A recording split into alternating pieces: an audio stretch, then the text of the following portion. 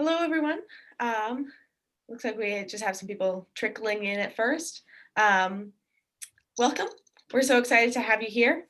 My name is Olivia, and for those of you who don't know, we are coming to you from Belmont Books.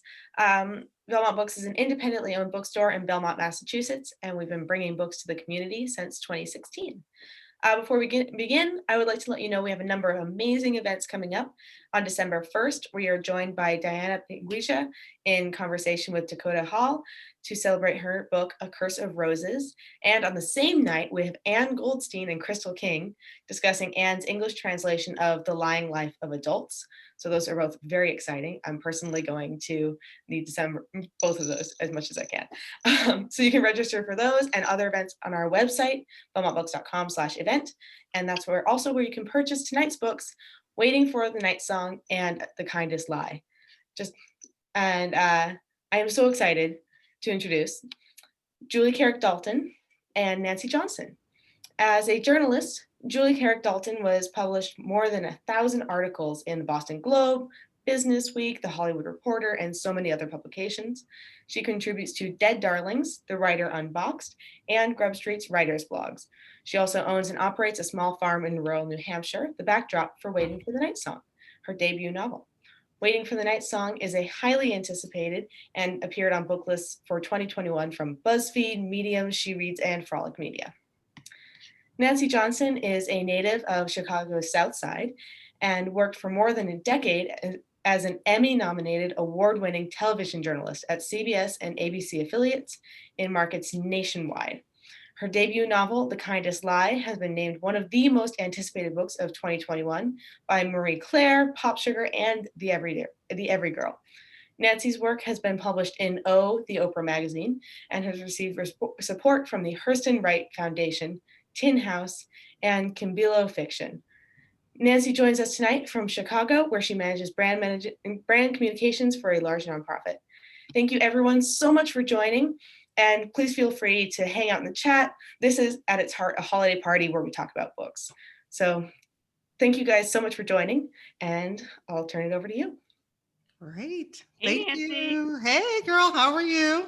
Good. Just for all you out there, we're just kind of inviting you into an ongoing conversation Nancy and I have all the time. We're always on the phone talking about books. So we're really excited to bring you all into our conversation. Yeah. People can just eavesdrop on what we always do. So, Yep. And everything looks so festive behind you, Julie. Oh, yeah. You know, with the stockings and all that. And I had to go out over the weekend to buy a few things to try to bring a little festivity to Excellent. this. Well, I've got my cocktail. I am ready to have some fun. So I want to start off by thanking Belmont Books for having us here. And tonight is about Belmont Books, and it's about books.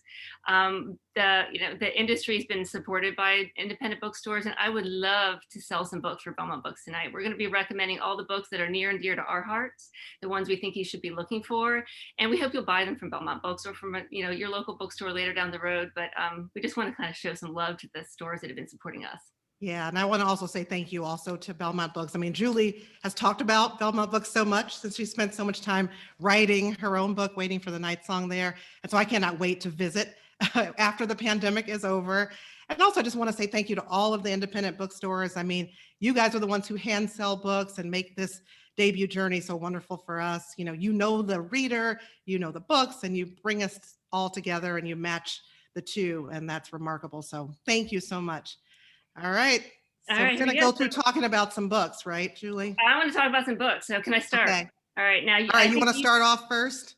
I'll start. I bet you know what book I'm going to start with because it's one of the ones I won't shut up about. It's Mexican Gothic. Yes, she talks about that all the time. I do. I talk about it all the time. I'm in love with this book. It's by Sylvia Moreno-Garcia, and it's this creepy horror story set in 1950s in Mexican countryside. It has some themes of colonialism and oppression, and there's some feminism in there, but it is super creepy, but it's immersive, and I'm in love with this book. I think about it all the time. There's this mushroom thing that goes on in the book that I can't get out of my mind, and I'm in love with it. So that is one of my very top books of the year, and I'm going to match that book up with a book I think you should pre-order for next year, because one of the themes of tonight is about pre-ordering books that aren't out yet, because that helps bookstores. It helps authors whose books aren't out yet. So Brenda Pinato, she's a debut author. She has a book coming out called The Rock Eaters. And I just got my hands on an early edition of this book, and it's blowing me away. I'm not even finished with it because I just got it. But it's short stories. It is got some creepy stuff going on. It's got some supernatural speculative elements. And this is a good book people are going to be talking about. That's The Rock Eaters by Brenda Pinatos. So what do you got, I heard good things about that one. And I think that's one of the most fun things about being a debut author is that we're in this writing community and we get some of these books ahead of time and get to read them and then tell other people about how cool they are. Yeah. All right. So the first one on my list is one that a lot of people have been reading this year, and that's The Vanishing Half by Britt Bennett. I know you read this one also. I loved it. Yeah, I absolutely love this. So I read Britt Bennett's first book, The Mothers, and I absolutely fell in love with that one. And so then I was like, I got to get the next book that Britt Bennett writes. And so The Vanishing Half is the story of these two sisters in this small town in Louisiana. And it's such a strange town where everybody in the town is light-skinned Black folks. And they just keep marrying other light-skinned Black folks so they can have light-skinned babies. And so the story is about these two sisters in this town. They end up separating and, kind of going their own ways. And one lives her life as a Black woman, the other passes as white. So this is brilliant. It's so beautifully written. It's historical. It's between the 1950s and the 1990s. I highly recommend The Vanishing Half. And so I'm actually pairing this with two books. First one is this very slim book, very small, called Passing by Nella Larson. And so I just did a book event where I led a book discussion for the Atlanta chapter of my sorority, Alpha Kappa Alpha Sorority Incorporated. And that was a couple Sundays ago. And we talked about passing. And this one was first published in 1929. And Britt Bennett actually read Passing as she was writing her book to kind of prepare and get in the mindset of passing. It's set in the 1920s Harlem. It's also in Chicago as well. And it's about two light-skinned Black women who are childhood friends, and they each go their separate ways in life. And one lives her life as a Black woman, the other lives her life as a white woman, and she marries a racist white guy. And so we learn about this growing fascination that they have with each other's lives. And in both of these books, Britt Bennett's book and in Nella Larson's book, we think about race as a structure, as a construct. And if you can perform race, if you can perform being white, is it real or not real? And so just fascinating. And because this book was set in 1920s jazz era, it made me think of a debut that is coming out next year. Guess which one? Wild Women and the Blues by Denny S. Bryce, debut author. And so, just reading about Chicago in the 1920s reminded me of this wonderful debut. And so I read this. I was fortunate enough to read an early version of this one. It is spectacular. It is centered on jazz age Chicago. It highlights a chorus girl, an ambitious chorus girl, and it's got everything in it. It's got love and gambling, racketeering, bootleg whiskey, all of it. And she just put so much attention to detail in this book. And the cover is magnificent. Oh, the cover. Don't you love this cover? I do. I mean, oh my God. I would love to be able to wear a dress like this, but with my back fat, no, I don't think at all. I wish you could hold it up close enough you could see the detail, because the detail. And I just got my copy of this in the mail today too. So I'm super excited. That cover is just to die for. It is gorgeous, gorgeous. Yep. So back over to you for your. All right. Okay. Well, I am going to start out with another book that I've been talking up a lot this year.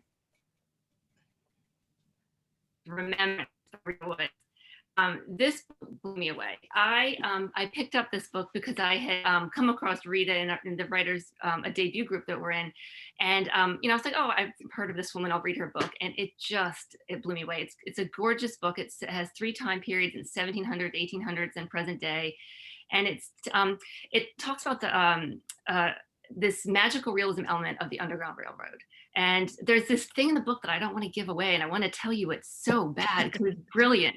She takes this whole nother level to protecting ourselves and the people around us, and love, and how big love can be, and how this story just transcends time, and it literally transcends time. It moves through generations, from Louisiana and Ohio.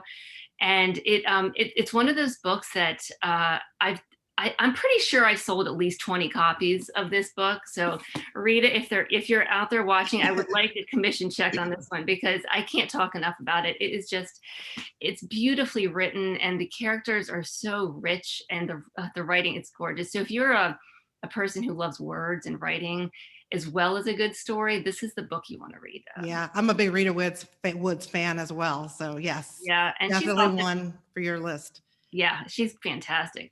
So the book I'm pairing it with is a book I have not read yet, and it's been on my list. It's called Milk, Blood, Heat by a debut author named Dantiel Moniz. I hope I'm pronouncing that right. And it's a book of short stories that also has some of these themes. There's some speculative elements. It's been getting a ton of buzz. It's been on all sorts of lists, and I think it's one of those books that's going to appeal to a really broad range of a broad audience, and it is absolutely on the top of my list. I can't wait to get my hands on this, and I think that it's one of those books that we're going to want to come back a year from now when we've all read it and unpack the stories in this book. Oh yeah, that one has been getting so much buzz. And Don Teal and I are actually on a list. We were on a list, I think, today. Yeah. Oh, that's yeah, right. yeah. You've been on so many lists, We're on Nancy. so many lists. I know. Yeah. Yeah, I think we're on another one that'll be coming out soon too. And yeah, Lauren Groff, I know, blurbed it, I think, and Nafisa Thompson Spires. Yeah, so that one's getting tons of buzz. Yeah, so I'm super excited about that one. So, all right, what's on your list, Nancy? All righty, my next one. Now, this is one that I talk about a lot to you, and that is Ask Again, Yes. Yes. And so this is one, I wish I had the hardcover of this one, but the paperback edition just came out, so I got it.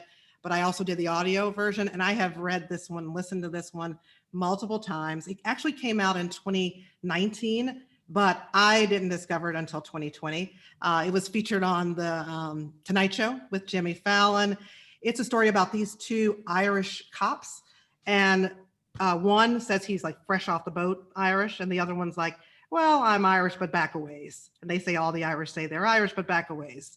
And so these two cops work together on the beat in New York City Police Department. And then their families move to the same street. So they are neighbors. And it's about all the tragedy that ensues. It's about their children who become friends and eventually fall in love. And it's kind of described as Romeo and Juliet, if they had lived, and how they would have dealt with life. And it is just beautifully written. That's one of the things I love, the storytelling and the writing. So for any of the writers who are out there in the audience, I just think this is so brilliantly done as a novel. And so I kind of use it as a text as well, just to read how she does this and how she crafts this particular story. So I highly recommend Ask Again, Yes.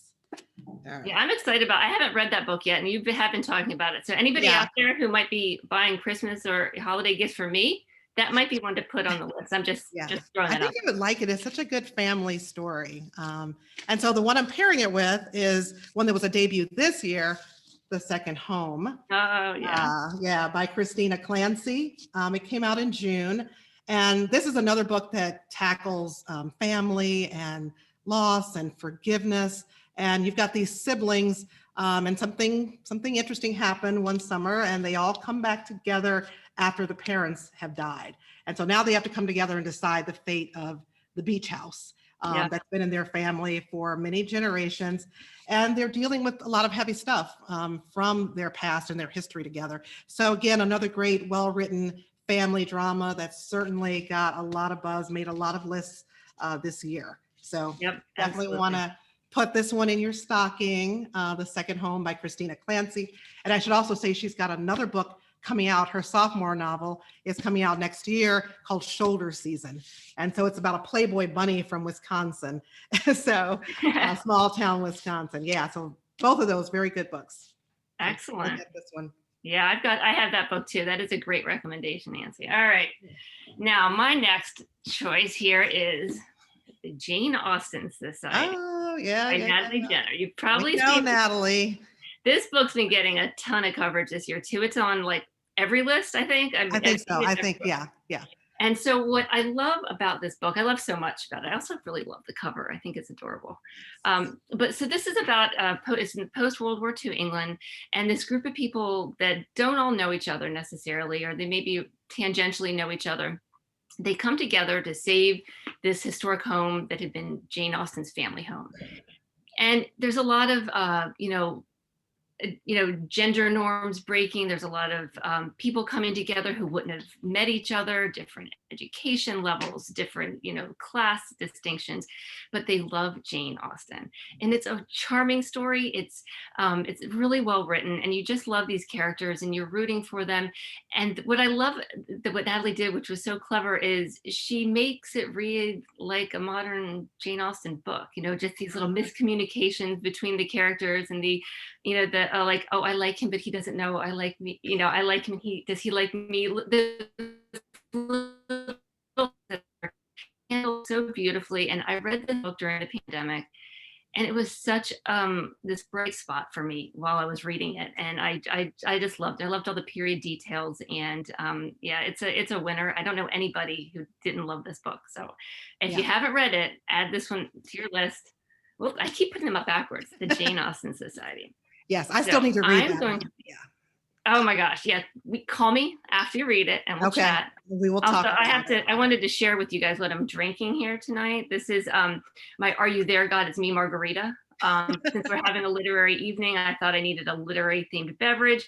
And in my own book, in Waiting for the Night Song, there's this group of these two adolescent girls who there's a Judy Blume theme going on. So I figured I would stick with a Judy Blume themed Are You There, God? It's Me margarita. So cheers. Oh, yes, that's a very good book. Are You There, God? It's Me margarita. Oh yeah, I can't miss that one. All right, so my pairing to go with the Jane Austen Society is a brand new book that I bet nobody has read but me. Well, maybe a couple people, but we'll see.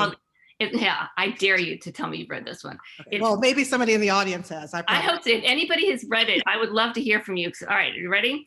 It's called Leaving Coy's Hill by Kathy Sherbrooke. She is a local Boston author, and this book is coming out. I wrote the date down in May 4th from Pegasus Books, and it's not, the arcs aren't even printed up yet. So I was lucky to get a copy of the manuscript to read, and I'm going to be blurbing it. And I'm really excited about this book because it's about a historical character, a real person named Lucy Stone, who I didn't know anything about. She's a contemporary of, these people who are, fighting for, women's rights to vote and the right for Black Americans to vote, and how sometimes those were at odds with each other. And I was reading this book, again, timing is everything. I was reading it during the election. And as I was reading it, I was thinking how these things that Lucy Stone was fighting for in her moment were radical, but they're still happening. That was during the election. I'm thinking we need a hero like Lucy Stone today. There's a lot of great period details. One of the things that I just found really, really clever was this conversation about pantaloons, about wearing pantaloons instead of a skirt, and how subversive that was. And for women to be up speaking publicly was considered almost vulgar at the time. And this woman who was very imperfect, she could be harsh and rigid, but it told me a story about history I didn't know. So, and that this woman was a contemporary of Susan B. Anthony, but the book opens with this conflict that these two women don't like each other. So I was drawn in immediately. I was like, who's got a beef with Susan B. Anthony? I wanted to know. And she drew that out through the whole story towards the end to find out really what had happened between these two women and why. So it had this through line. It wasn't just story, love, marriage, death, and it just gave me an appreciation for what women were fighting for, and what we're still fighting for, and fighting for voters' rights still today. And so this was a great thing for me to be reading during the election. So Kathy that sounds Sherbrooke, incredible. I have not read it, but I saw in the comments Susan Bernhardt has read it and loved it. Oh, darn it! I thought I was the only one who'd read it. Susan, she always gets me. Susan always gets there first. But it's a now she's laughing at me. So yeah, so it's coming out in May. Put it on your list. Pre-order it now so you don't forget. And yeah, good job, Kathy. I'm excited about this book. Yeah, that sounds like my kind of book. So Yeah, I'll Yeah. definitely get that one. All right. So my Oh, next if one. Pamela wants me to repeat the title, sorry. Oh, It's okay. called Leaving Coy's Hill by Kathy Sherbrooke. Leaving Coy's Okay. Hill. Okay. Sorry, I didn't mean to interrupt you. No, that's fine. My next one is Leave the World Behind by Rumaan Alam. This was incredible. And I was lucky enough that he actually blurbed my debut. And so, I mean, his book is beautiful. I mean, he's written several, and he wrote about the apocalypse before the apocalypse that we're going through right now with the pandemic. Because it's just so interesting to read this book about these people who are stuck inside their house. You know, they can't get out, and they're just having to deal with themselves and, you know, with each other. And so he deals with race and class as well in this way that is incredibly nuanced. And so I just love the way he does that. It's about this upper middle class white family that wants to get away from everything. They want to leave the world behind, and they go on vacation, and it's in one of these Airbnb type places, and everything is going fine. It's their dream vacation until the Black couple who actually own the house show up on their doorstep. And then things get a little weird and crazy at that point. But he just handles it so well. The prose in it is absolutely gorgeous. And he has all these little details that tell us so much about the characters, which I love in any book. And I try to do that if I can in my own book. There's this one scene with the main character, the main woman in the book, her grocery shopping list. I mean, where he details the groceries that she buys, and it tells us everything that you want to know about this particular woman, down to like the brand of the ice cream that she's buying. It's Ben and Jerry's socially conscious ice cream, because basically she wants people to think she's socially conscious because she's buying Ben and Jerry's ice cream. But this is a great book, brilliant. It's been on every list this year, so you definitely want to pick this one up for the folks who love great fiction, particularly literary fiction, on your list. And so I am pairing this one actually with two books, again, with another one that I read early this year, Such a Fun Age by Kylie Reed. I know you read and love this one too. And I think one of your daughters read this one, right? Yeah, my daughter recommended it to me. Yeah. Yes. This one's another one that explores race and class in a very nuanced way, in a fun way. It's about this young Black babysitter who's working for a white family. And they're a family with a little bit of money. And, you know, it's a book that looks at racial dynamics in the work lives of Black people. So we get to learn a little bit about the domestic worker. But this one is tackling some really tough, heavy issues, but with a very light touch. It's definitely a fun book to read, really well done. And I think this one is being made into a movie or a TV series. Oh, I didn't know that. Yeah. So, that's awesome. Yeah. So Such a Fun Age, definitely such a fun book to read. All right. Yes. And then the other one I'm pairing it with, I don't have it here with me, but I hope people will Google it. It is it's coming out, it's a debut coming out next year. It's The Other Black Girl by Zakiya Delilah Harris. And she's another one who blurbed for me too. So I'm so lucky to get so many people that I absolutely love and admire to blurb for me. But this one, the backdrop of it is the lily white publishing industry, and Zakiya actually worked in publishing. And so this one is about a Black editorial assistant. She's the only one, you know, there in her department in the publishing house. And she's wishing for other Black folks, you know, to work with, as coworkers. And lo and behold, another Black girl shows up, and first they're buddies, but then some strange things start happening. It's like, what's going on with the other Black girl there? And it's a thriller. It's considered a cross between Get Out and The Devil Wears Prada. Ooh. And so you want to definitely check that one out. That's one to pre-order for sure. And Google it too, because she just released the cover of that book, and it's incredible. It's this profile shot of a Black woman's face, and it's got the big earring, and the earring is actually an Afro pick. And within the Afro pick, you see this fist, and it's just incredible. I'm like, when I saw that hit Twitter, I was like, I've got major book cover envy. That's awesome. I love it. So check out The Other Black Girl by Zakiya Delilah Harris. That sounds great.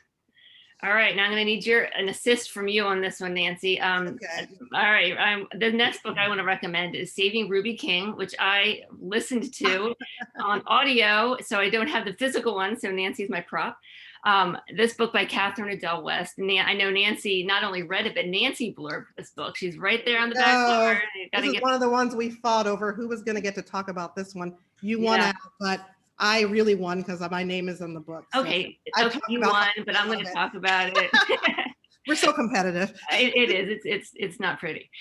But so Nancy and I also both have met Kathy through this debut group that we're in, and this is a story that is set in Chicago's South Side. It's about the connections between community, family, the Black church, and how all of it's imperfect, but it all holds itself together. And the characters, like none of the characters are perfect, but you love all of them. Like even the ones who make the worst mistakes or that you question them, you want good things for all of them. At different points, you get mad at them. And I admire her ability to create these characters that, I was mad at them sometimes, but then they like broke my heart. And then the ones that made me mad in one chapter, I just wanted to like hug them in the next chapter.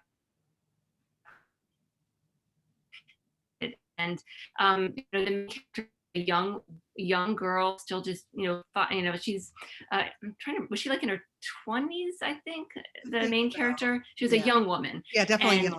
And she's still finding herself, and she's wrestling with the past and her future and who she is and her community. And it's a story that I think a lot of people are going to find something in, and those characters are really going to stick with you. Yeah, I know one of the trade reviews called it a love letter to the South Side of Chicago. And the other thing that she did, which I thought was brilliant, is that the church was a character. And I don't mean that metaphorically. It had a voice. Like some of the chapters were written from the voice of the church. And it gave this perspective and this tone to the book that was really complemented the characters that were, living in and surrounding this church. It was fantastic. Yeah, I believe Kathy is a preacher's kid too. So she I knows. didn't know that. Yeah, she knows what she speaks, and also lives on the South Side of Chicago as I do. Yeah, so it's a beautiful book. I agree. It is. All right, so the book I am pairing this with, I am wildly excited. So everybody get ready. By the way, is everybody buying books? Because I hope you're buying books, because Belmont Books and all those independent bookstores out there, you would not have books to buy if it weren't for some of these stores. And so if you like it, buy it now. Don't forget about it and do it later, or, Google it somewhere else. Buy it right now. So go buy a book, and maybe buy this one. This is called Your Corner Dark by Desmond Hall. And I am a big fan of Desmond Hall. We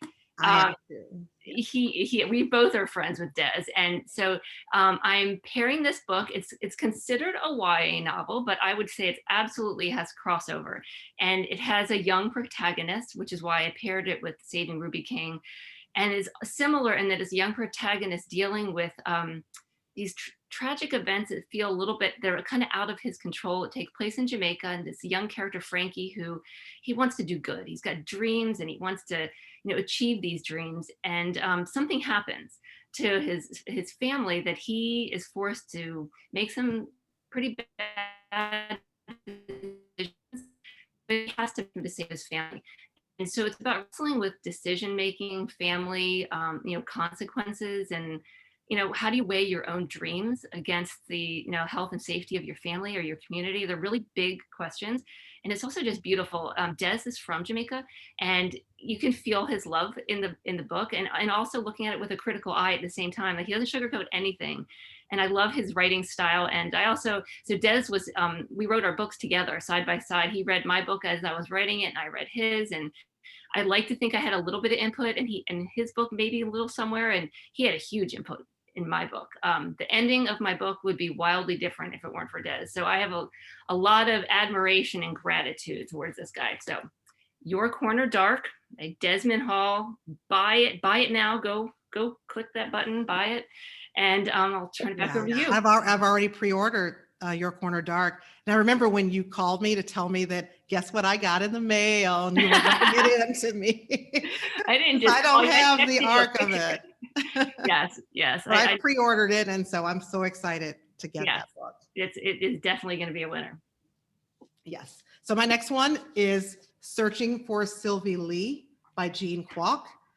This one is a beautiful book. It's a suspenseful drama about two sisters and their mother in this Chinese immigrant family. And one of the sisters goes missing, And then the other sister goes on a search to find her. She goes on a search to the Netherlands to find her. And in this process of trying to find her sister, she goes on this discovery of a lot of deep, dark family secrets.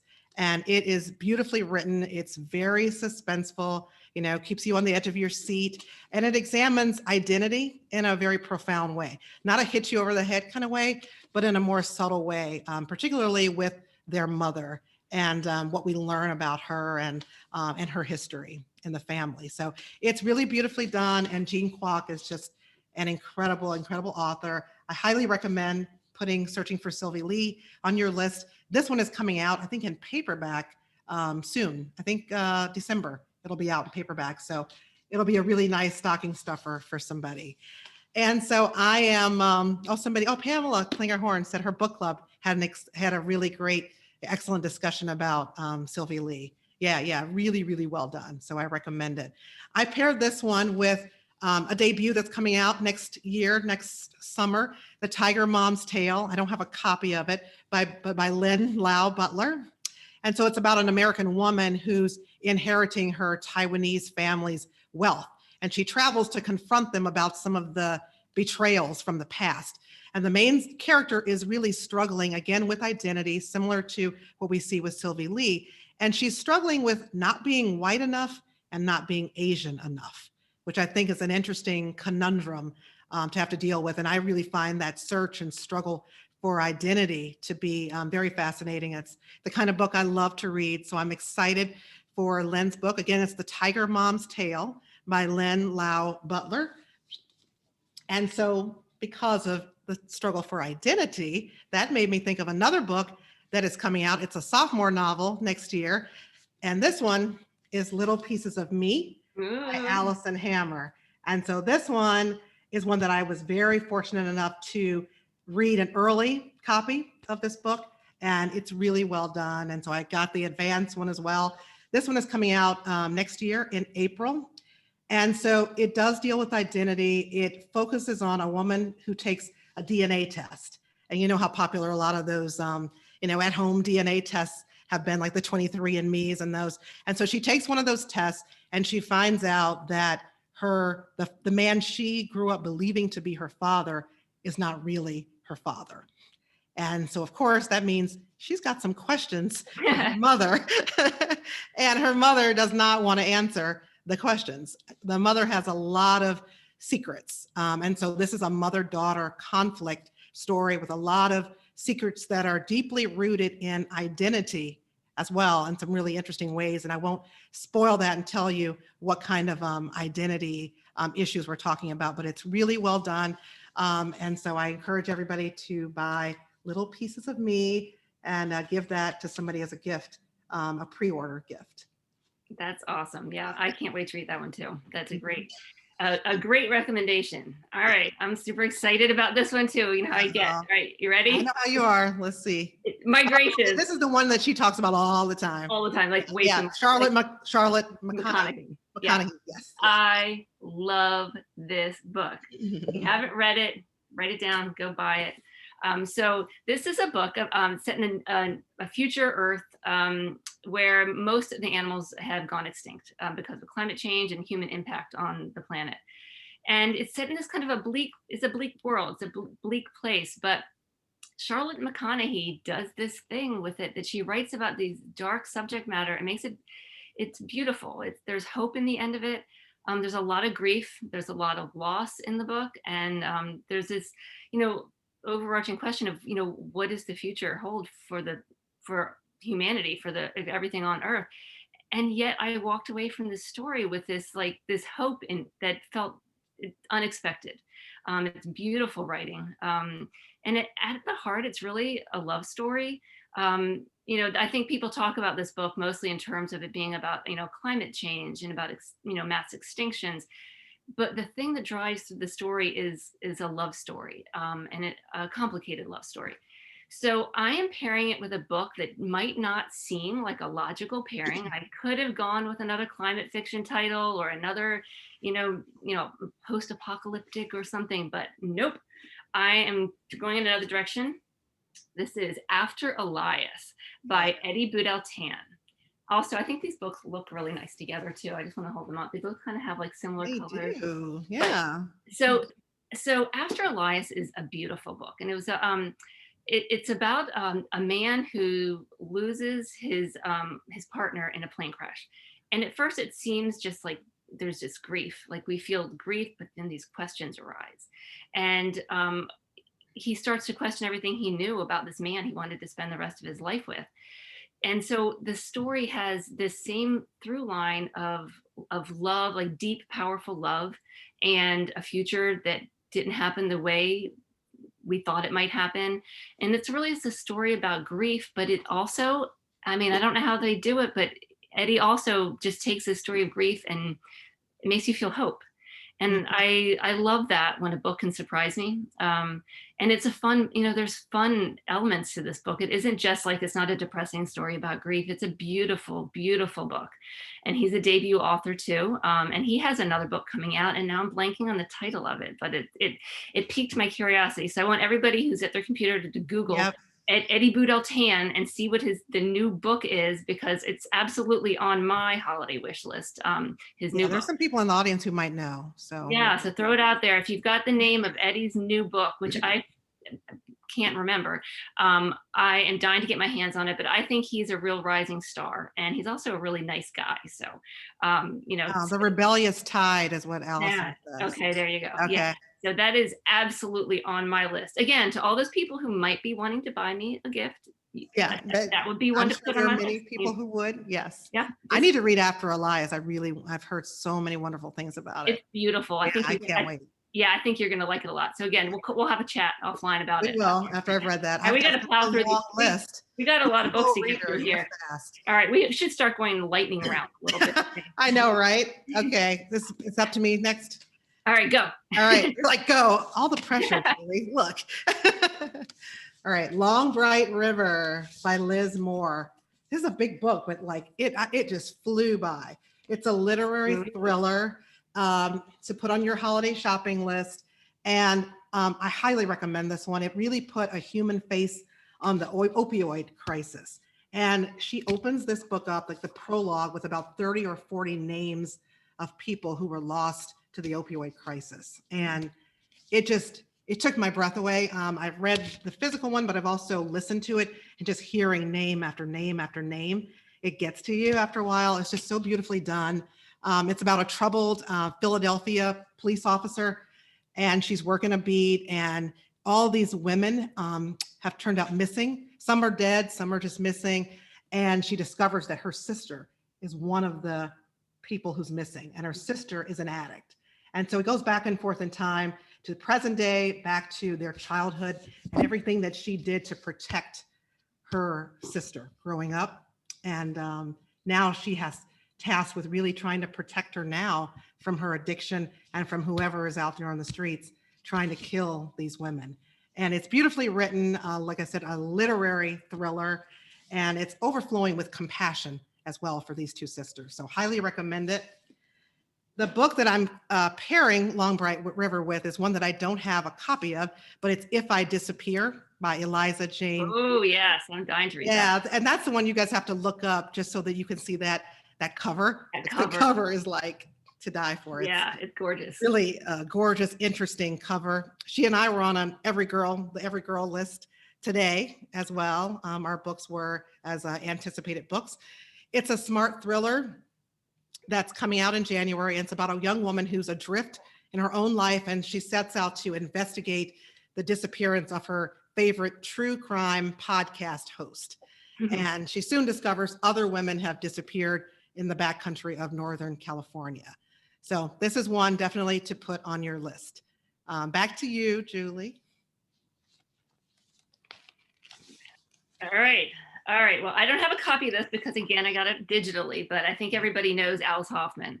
So the book I'm talking about is Magic Lessons, which is the prequel to Practical Magic, which I think a lot of us know that the magic books about the curse on the Owens family women. And this book goes back to the 1600s, and it takes us to Salem, and we finally understand the curse. And it's great because this is a family that we've been learning about in reverse. The Practical Magic was the first one that came out, but the one that came next, the Rules Magic, was before that. And this one, it goes back further. And I heard Alice talk about the books one time, saying you can read them in any order. Somebody asked her, should you read them in the order they came out, or should you read the first one first? So, you know, if you haven't read any of them, you could start with this one and read them forward in time.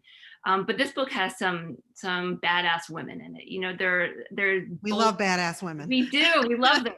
And they're, you know, they make bold decisions, and they're strong, and they're capable. And it's, you know, I'm a big Alice Hoffman fan, and I love magical realism. It's one of my favorite genres. I hope to dabble in it someday myself.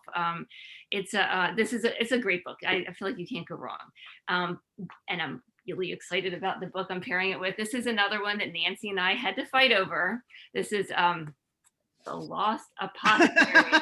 So take a good, held it upside down. What is, all right, there we go. How about that? Yeah. This is such a stunning cover. Like, I love it. It's complicated, and we have limited editions, Nancy and I, because We the do. real cover that's coming out, this little stopper, I have heard is going to be Look at this different. book. Like, Yeah. look at this book. I mean, it's like, this was another one I had cover envy for. Oh, it's beautiful. I absolutely love this. And so this book is got some more badass female characters. It's set back in 1800s England, and there's this apothecary who mixes these potions to distribute to women who have men who are pressing them for various reasons, and they're poisoned. So basically, she's a benevolent serial killer, and you're on her side. And it's a great setup. The story goes back and forth in time. It has 3 different, point of view characters. And again, we've got these bold, strong women making complicated, difficult decisions, and you're just right there with them. And it's also it's a beautiful book. It's a beautiful story. The writing is great, and it's such a unique premise. I think people are going to fall in love with it, and I think that hearing a lot of this book. I want to show it to you one more time. Just enjoy this cover while I talk. The writing is as beautiful as the cover, and this book's been hitting a lot of lists already. It's getting tons of buzz, and people are talking about it.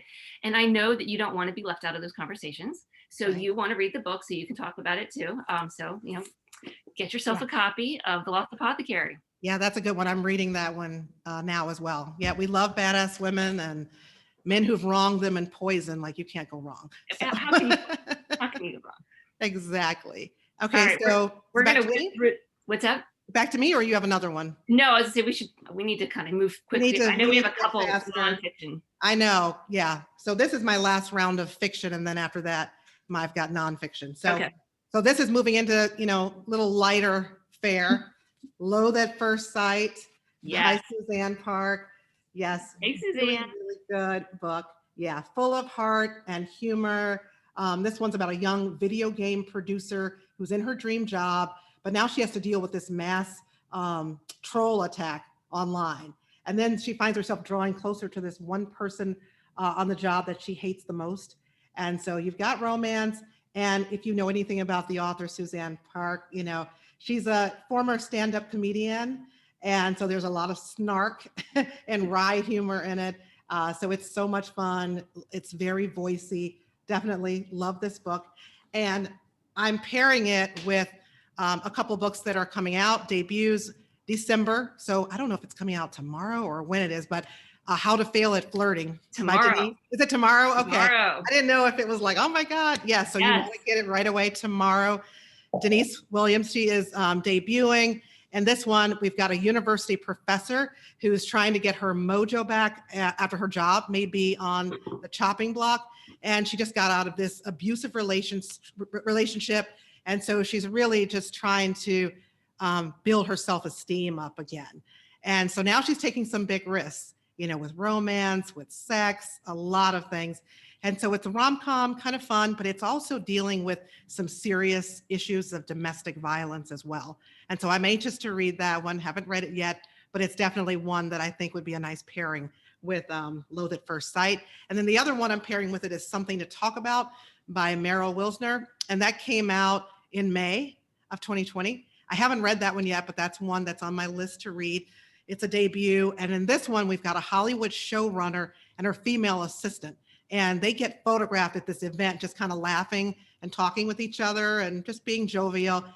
And this is on the red carpet at an event. The paparazzi's there, the tabloids are taking pictures, and the tabloids all of a sudden concoct the story that they are a couple. And so now it's like, what do these two women do? You know, they're coworkers. This book also tackles some tough issues like sexual harassment in the workplace. But what's going to happen between these two women? Are they going to get together, you know, and prove the tabloids right or what? And so I cannot wait to read it to find out. That is awesome. I'm going to throw one more book onto your list, and I didn't give this book on to the list of Belmont Books, but The Last Tang Standing should go in that collection. Yes. Lauren Ho. That's another really fun kind of romantic comedy that it's set in Singapore, I believe, and it's so fun. When you said voicey about Suzanne's book, I was like, oh, Lauren's book is very voicey. It's fun. It makes you laugh. There's romance, sex, a lot of drinking, and it's just, but it's also a book that just makes you, because it's kind of life affirming, and it made me happy. Again, I read this book during the pandemic. There's a lot of those books, I think, that I'm always going to remember where I was in the pandemic when I read this book and how it helped me. And you know, Lauren's book, Lauren Ho, Last Tang Standing, really gave me this lift when I needed it. So I think that's, you know, it's important. A good one. Yeah. All right. Are we ready for nonfiction? Okay, I've got one more quick. Oh, you got another one? I'm gonna go super fast. All right. So I'm timing you. Okay, I know. All right. So the last one is The First to Lie. Last is first. And this is by Hank Phillip Ryan, who's the master of the cat and mouse thriller. She knows how to craft a story. And this is a story about, you know, two women who are kind of circling each other, and you don't know what the full story is. You don't know what each one, you know, how much truth there is in their stories, what they're holding back. And it keeps you questioning. And just when you think you know, she throws it up in the air like a master storyteller, and you reassess what you think is happening in the story. So I think that it's a great story to keep leaning. So I'm going to pair this book with a couple books, actually. One of them is it's called We Can Only Save Ourselves. And this is also kind of, you know, a suspense thriller. It's a literary novel, and it's about this young suburban girl who leaves her community because of this, to break out of this conformity, to join a cult, which is, you know, the ultimate in conformity.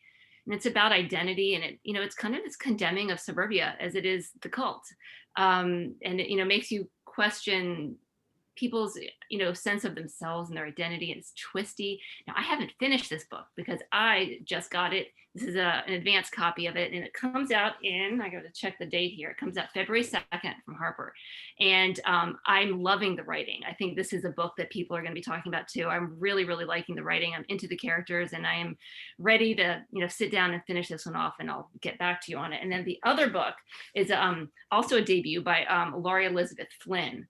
And this is about, this is a trope I love. I haven't read this one either, but I'm dying to read it. The Girls Are So Nice Here is about two women who come back home after, you know, they've grown, they come back to the town where they were in school. And I'm a sucker for those stories of coming back home, and facing up to those, you know, those mistakes of our past, and reconciling things and what was true and what wasn't. So that's a book I'm dying to get my hands on. And that wraps it up for my fiction. So what do you got? We had a question from Angie Chapman about the one you recommended from Lauren. That was Last Tang Standing. Last Tang Standing by Lauren Ho. Okay. Highly recommend. Yes. We want to do nonfiction? Yeah, we'll do this quick. I know, right? All right. The first one I have is a memoir, Memorial Drive by Natasha Trethewey. She's a Pulitzer Prize winning poet, so you can imagine how beautiful the language is here. But it's a tough story, but there is some hope in it. But her mother was killed by her ex-husband when Natasha was just 19 years old. And so then, like you were talking earlier, Julia, about the return home, she's returning home to find out what happened and piece her life back together again. And she's also thinking about growing up with a Black mother and a white father. So she's not only dealing with childhood trauma, but with race as well. A very good book. I am pairing this one with one that's coming out in January. I don't have a copy of it, but it's a memoir from Cicely Tyson, Just As I Am. And we know Cicely Tyson is just the queen mother of all actresses. She gave us Sounder and the autobiography of Miss Jane Pittman, such beautiful work. I mean, she is just a legend. And so I just cannot wait to read it. And so I made a note here of what she says about her own book. She said, here in my 9th decade, so she's in her 90s, here in my 9th decade, I am a woman who at long last has something meaningful to say. And I just can't wait to read and hear what this legend has to say. That's beautiful. I Yeah. love it. Yep. And so I'll let you do a few of yours. Yeah. So The Undocumented Americans is a fantastic book. It was written by Carla Cornejo Villavicencio, and it was a finalist for the National Book Award. The author was a DACA recipient while she was writing this book. And I read somewhere that she actually, while she was doing the research for the book, wrote her immigration lawyer's phone number on her arm during the process in case she needed to call her while she was doing the research. And what I loved about the book is she finds these stories of undocumented. They're not stories that are sensationalized stories. They're not dramatic necessarily on the board stories. They're really human stories. She doesn't try to make them all become an inspiring figure. She doesn't try to make the people that she's writing about symbolize any one thing. They're people, and they're living, and they're dying, and there's hope, and there's mistakes. And it was such an engaging story. I don't have a copy of it because I listened to it on audio, and I found myself, I run a farm in the summer, and I listen to a lot of audiobooks. And there were days when I'd be listening to this book that I would find myself sitting in the dirt and realize I hadn't done any work for half an hour because I was just so wrapped up in it. Yeah. Yeah, that I forgot to move. And I would listen to these stories and these characters, and it's a really well-written story too. And I loved the tenderness with which she told these stories without a filter. It's gorgeous. So I highly recommend it, The Undocumented Americans. And I'm going to pair with a book called Aftershocks by a debut author, Nadia Owusu. And so I sort of met Nadia. I was on a panel with her at the NEBA and SEBA conference, a booksellers conference, and she was presenting her memoir. And she has an Armenian mother and a Ghanaian father, if I got that correct. And they moved all over the place. Her father was he worked with I'm looking at my notes here. I can't remember if he was with the UN or he's a diplomat of some sort. And they moved all over, and it's about her identity and the aftershocks of never feeling like she's on settled grounds. In some places she felt she wasn't Black enough. In some places she felt too Black. She stood out for different reasons in different places. She felt, her mother wasn't part of her story. And so she had this, kind of a stateless, motherless girl. And so I haven't read the book. This is me retelling her telling of her story from this conference. And I was really moved by her story, and the way she told it. So I can't wait to read the book, and it's coming. That's one I want to put on my list then. Yeah. It seems like that search for identity has been a recurring theme in many of the books that we've talked about tonight. Yeah. So this book comes out on January 12th from Simon & Schuster. And I'm really excited about this. And this is going to be one of the first books I buy in the new year, I think. And so did you have any other? I had one more pairing for nonfiction, and that's it. Okay. All right. This one, Cast, by Isabel Wilkerson. And Julie, you remember we got to hear Isabel Wilkerson at the Muse in the Marketplace from Grub Street when she was talking about Warmth of Other Suns, which was about the Great Migration. This is her follow-up book. She's a Pulitzer Prize winner. I'm sure I can guarantee she will win a Pulitzer for Cast. This is the one that Oprah has called required reading for all of humanity. And I think she sent copies of this to like the top 100 CEOs in the country. And I've just started reading it, and it is very, very good. She examines the entire social structure in America and what she calls the unrecognized caste system. And so she just tells the origins about the birth of inequality in America. And I think her premise is really that knowing and understanding the origins of inequality in America will help us to figure out how to transform our country and to get better and to be better. So this is one that I think everybody kind of wants to have on their coffee table. So it's a book that makes a great gift for folks this holiday cast by Isabel Wilkerson. And I'm pairing it with the other book that everybody is giving this year for a holiday gift and that everybody is going to want on their table. And I got my hands on it. Whoa! Awesome. Barack Obama, yes, A Promised Land. You want this book. I mean, I don't think you want to be the only one in America who's, doesn't have this book by the former president. I think just reading his words, and it's just like, wow, it's a breath of fresh air, just the intellect, the beauty of the language. It's 700 pages. This is a big book. And he says in it, and I'm only like in the first chapter in, but he said he doesn't want to tell people just what the job of president is. He wants you to be able to feel and experience what it's like to actually be the president of the United States. And he also wants to inspire young people who want to go into a life of civic service and to give them a blueprint for how it's done and how to do it well. So, A Promised Land by the one and only Barack Obama. Wow. Now, I had a couple other books I was going to recommend, but I feel like this might be a good stopping place. And I'm going to share my list. You can't go to anybody after Obama, really. Right, exactly. How can I can't follow Who Obama. are you coming up with next? Yeah, so I'm going to maybe turn it back over and invite Belmont Books back in, because I know that they had some housekeeping things they might have wanted to wrap up with. But I do have some more recommendations. So if you follow me on Twitter at Julie Cardalt, I'll share my list. And Yep. I would do the same too. Yep. Nancy J. author. So, because we do have some that we didn't get to talk about. Yeah. So maybe Belmont Books isn't ready to come back in. So maybe I'll just. I don't know. Olivia, is she there? Yay, there she is. What an amazing list. Oh my gosh. I was keeping up in the chat with as best I could with all of your amazing recommendations. So if, like me, everyone's to be read list just got much longer. Every single one of these books is available for order or pre-order on belmontbooks.com. And so if you scroll back up in the chat, you can click on the links, or you can just type and search it up on belmontbooks.com, and we will get it to you as fast as possible.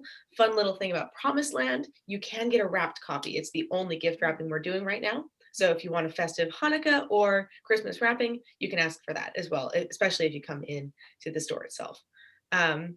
Also, we are offering free delivery, which is very exciting, just for locals. Unfortunately, Nancy, we can't deliver to you. Oh, okay. Yeah. I'm in Chicago, by the way. Yeah. So $75 and over, we can offer free delivery. So just keep that in mind. If your book list is getting long, there is a perk at the end.